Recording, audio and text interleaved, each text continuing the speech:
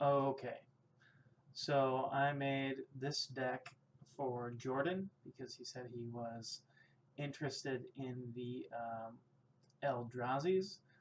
So uh, that's what I did this one for. It's just kind of like a blue-green big Eldrazi stuff. So you get to cast basic. So the way that I have built this is we start off with these Jotty offshoots. Basically, it's a 1 mana 0/3 defender. Whenever a land enters the battlefield, you gain 1 life. So cards that kind of combo with that. Well, just this one pretty much is the Evolving Wilds. So every time you play an Evolving Wilds, you gain 2 life. Then the next big things that you need with big Eldrazi decks are ways to ramp stuff out. So I have 4 Druid of the Cowls, which tap for green mana, and 4 Cultivator drones. And these guys are 3 mana 2/3s, so they actually block okay. And then they tap for 1 colorless mana, and you can only use that to cast colorless spells or activate colorless abilities. So it's basically just another ramping guy here. So this deck has eight rampers here, and it has 4 guys that gain you life to keep you alive. Along those same lines, it also has 4 blinding drones. It is a 2 mana 1/3, so it actually does block okay in the very early game if you're playing an aggressive deck.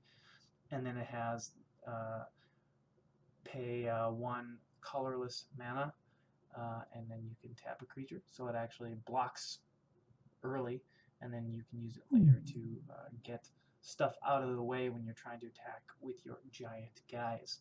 And the way that you activate it is with, you can do it with one of these Corrupted Crossroads. They tap for 1 colorless mana, or you can pay a life and to tap for a colored mana, but you can only do that with devoid creatures. It's a cheap land because there aren't really any devoid decks out there that are like in standard, so these are only like a quarter, which is nice. And you can use it to all your colored creatures, except for these early ones, are devoid.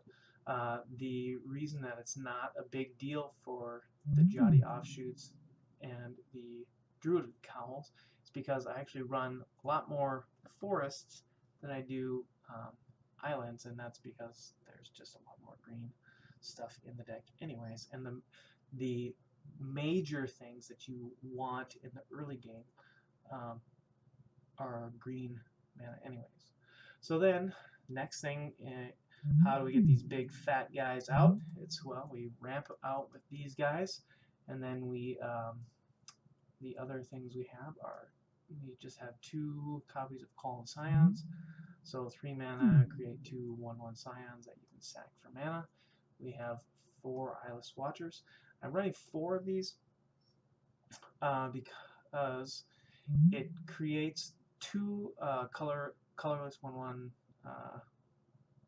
Scions that you can sack for mana, but it also creates this 1/1 that basically just kind of creates a chumper. So it's another thing that kind of keeps you alive and generates mana, and you're not worried about throwing it in front of anything. Like, in fact, that's just what you want to do. You use it to chump. I have just these 3 removal spells. I'm not entirely sure which ones are going to be the best, and actually that's kind of what I did with the board over here, is I'm just not exactly sure what the best configuration is um, for these spells. I don't know if it's better the Call the Scions, the Unnatural Aggression, and then the Titan's Presence.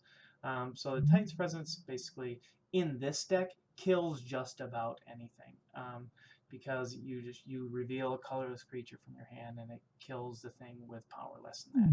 This deck runs 8 creatures with power 5 or greater, and it runs 12 creatures with power 4 or greater.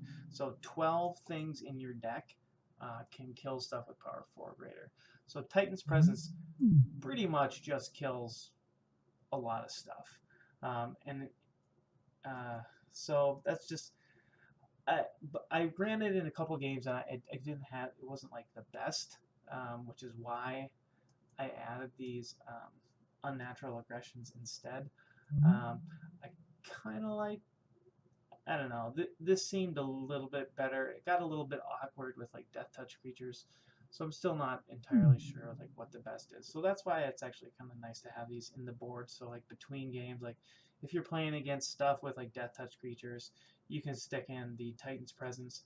If you're playing against stuff like an aggressive deck where like I mean, Titan's Presence is probably okay in that situation too, but like you're also just kind of like trying to throw your stuff out there in general, and in which case the natural aggression might be a little bit better in that case, because then you're not requiring yourself to keep creatures in your hand, and you can just kind of toss them out on the board and block, and then you can use your unnatural aggressions to kill the stuff. So I think I kind of start it like this with 1 Titan's Presence, 2 unnatural aggressions.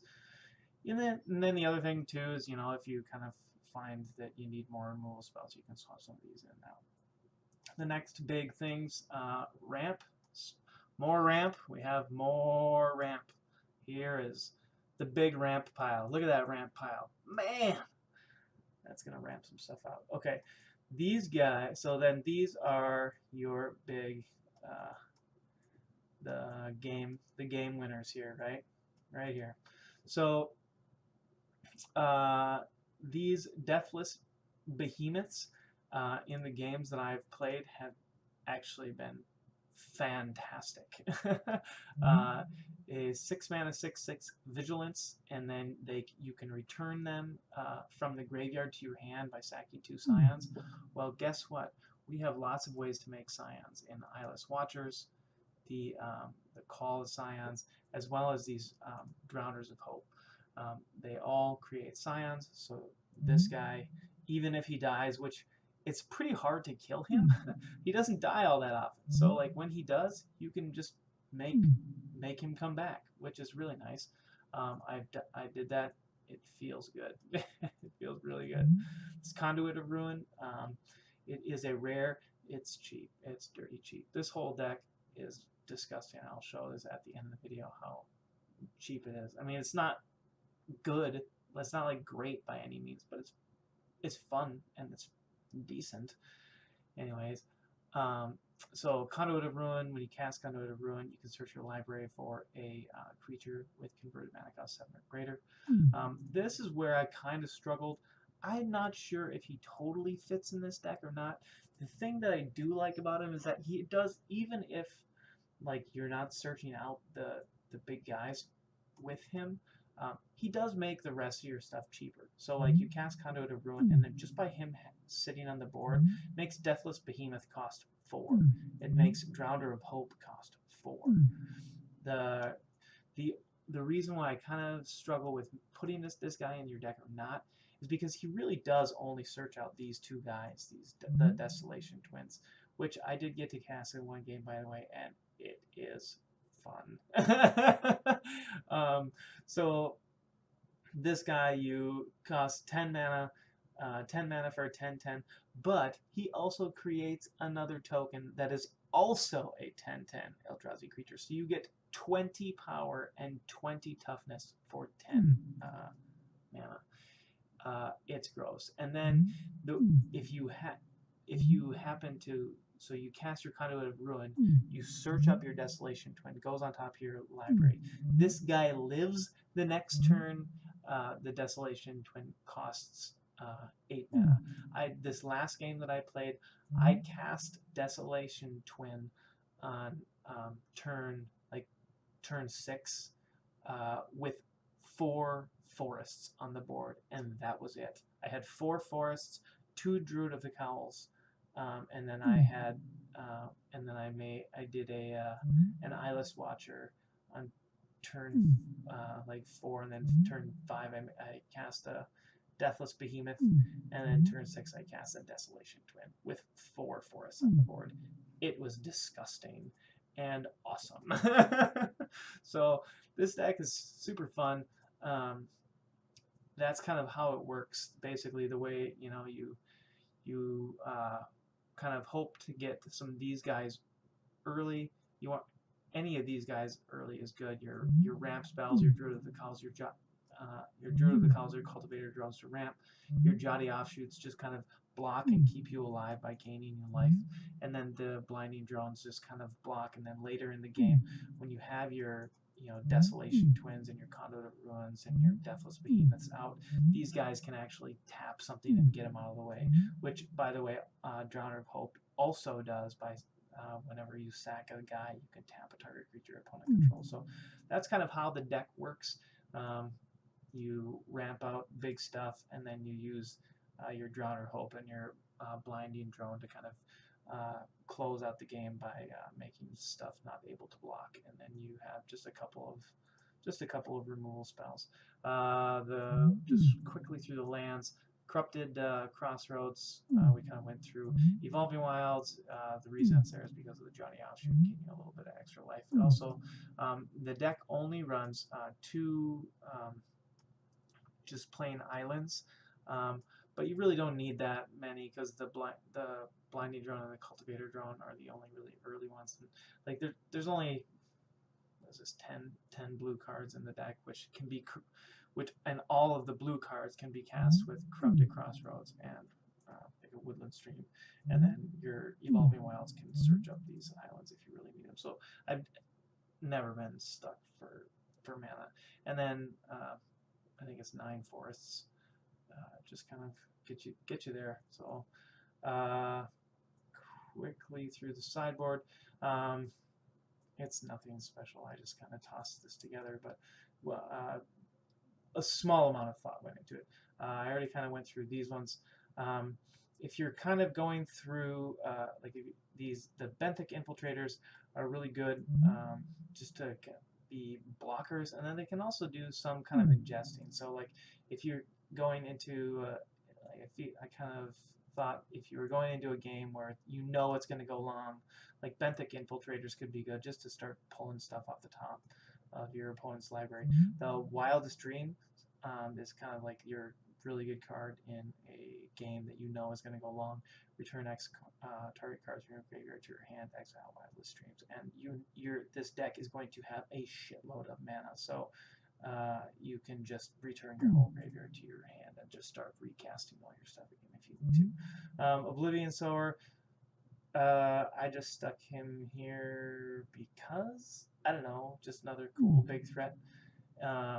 If you are kind of going up against another deck that just kind of wants to block and then do something weird later on, these Eldrazi Sky Spawners are just a couple of cheap flyers that maybe you can get some damage in and close out a game through the air if you need to. If you're going up against a deck that's running a bunch of artifacts or enchantments, there's your artifact enchantment hate, and that's kind of what I went with the sideboard. So this deck should be fun, and you should try it out. The only thing I wanted to show you was this. I went to CapeFearGames.com and just put in literally the whole deck. This is the entire deck for real cards if you want to play it with real cards, and it costs $11.87. So it could be a fun deck to try out and play. Anyways, that's all I have for you.